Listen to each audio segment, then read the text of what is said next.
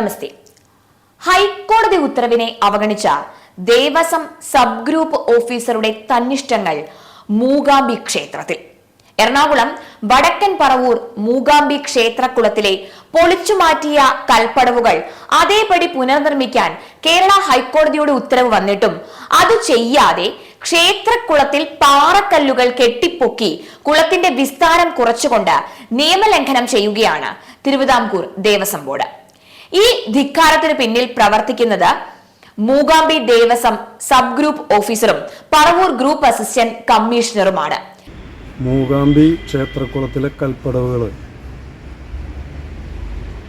ഒരു ആലോചനയുമില്ലാതെ, ദേവസ്വം ബോർഡിൻ്റെ അനുമതിയില്ലാതെ, തന്ത്രിയോട് ആലോചിക്കാതെ, ദേവപ്രശ്ന വിധിയില്ലാതെ ഏകപക്ഷീയമായിട്ട് 2012 ക്ഷേത്രോപദേശക സമിതി പൊളിച്ചു മാറ്റുകയാണ് ചെയ്തത്.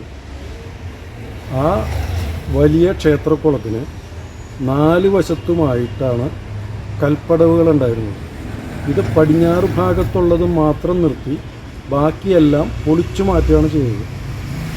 ഈ അന്യായത്തിനെതിരെ വ്യക്തിപരമായിട്ട് ഞാൻ ഓംബുഡ്സ്മാന് കൊടുത്ത പരാതി അന്ന് ഓംബുഡ്സ്മാൻ ഹൈക്കോടതിയിലേക്ക് അയക്കുകയും ഹൈക്കോടതി 2013 ഈ പൊളിച്ചു മാറ്റിയ കൽപ്പടവുകൾ തിരിച്ചു വയ്ക്കണമെന്ന് ഉത്തരവിട്ടിട്ടുള്ളതാണ്. ആ ഉത്തരവ് 11 വർഷമായിട്ട് നടപ്പാക്കാതെ ആ കുളത്തിൻ്റെ വിസ്തീർണം കുറയ്ക്കുമാറ് പാറക്കല്ലുകൾ കൊണ്ടുവന്ന്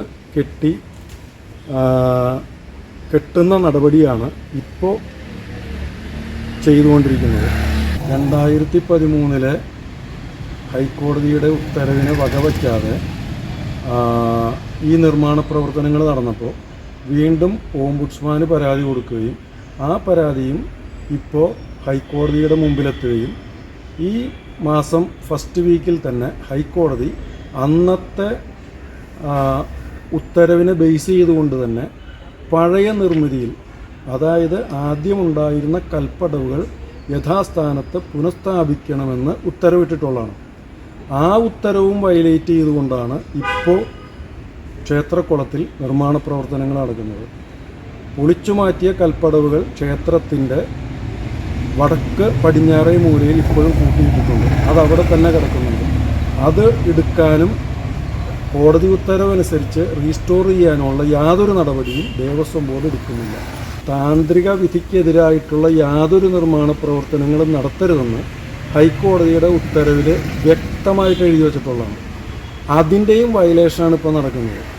ഈ കുളത്തിൻ്റെ വിസ്താരം ചുരുക്കി ഈ വിധം കല്ല് കെട്ടാൻ തന്ത്രി പറഞ്ഞിട്ടില്ല.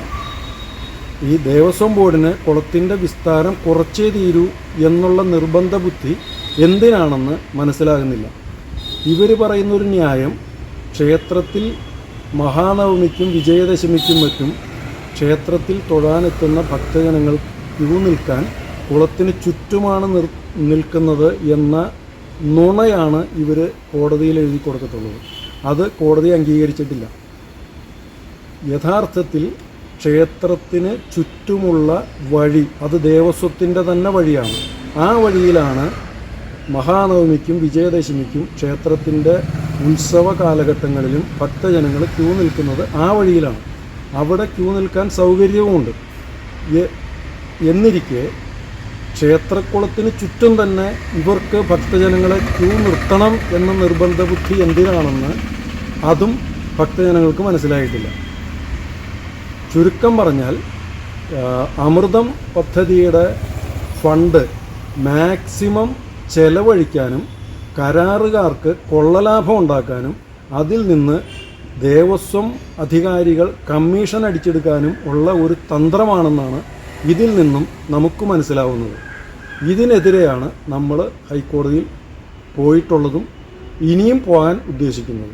ഈ സെപ്റ്റംബർ 6 അതായത് DBP നമ്പർ 79/2024 ഈ ഉത്തരവ് മൂകാംബി ക്ഷേത്രക്കുളത്തിലെ കൽപ്പടവുകൾ യഥാസ്ഥാനത്ത് റീസ്റ്റോർ ചെയ്യണം എന്നുള്ളതാണ്. ഇതിൻ്റെ വയലേഷനാണ് ഇപ്പോൾ നടക്കുന്നത്.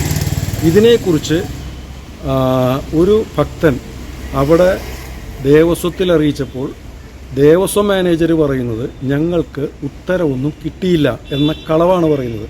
ഈ ഉത്തരവ് കോടതിയുടെ വെബ്സൈറ്റിലുള്ളതാണ്. കോടതിയുടെ വെബ്സൈറ്റിലുള്ള ഉത്തരവാണത്.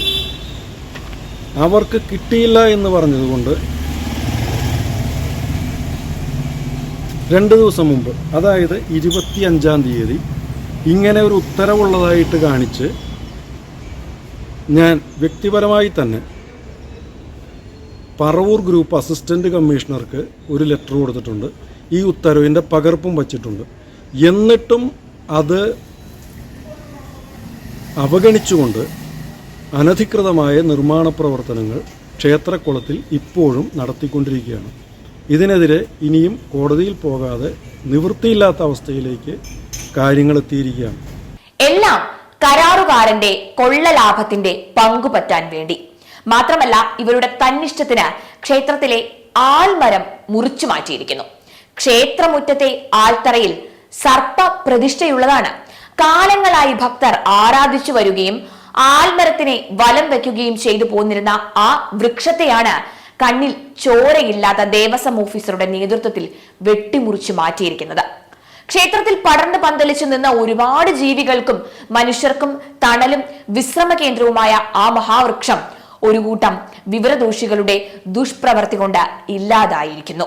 എന്തായാലും ദേവസ്വം ഓഫീസർമാരുടെ ഇമാതിരി അഹങ്കാരത്തിന് പരിസ്ഥിതി പ്രവർത്തകരും ഭക്തജനങ്ങളും ചുട്ട മറുപടി കൊടുക്കുക തന്നെ വേണം.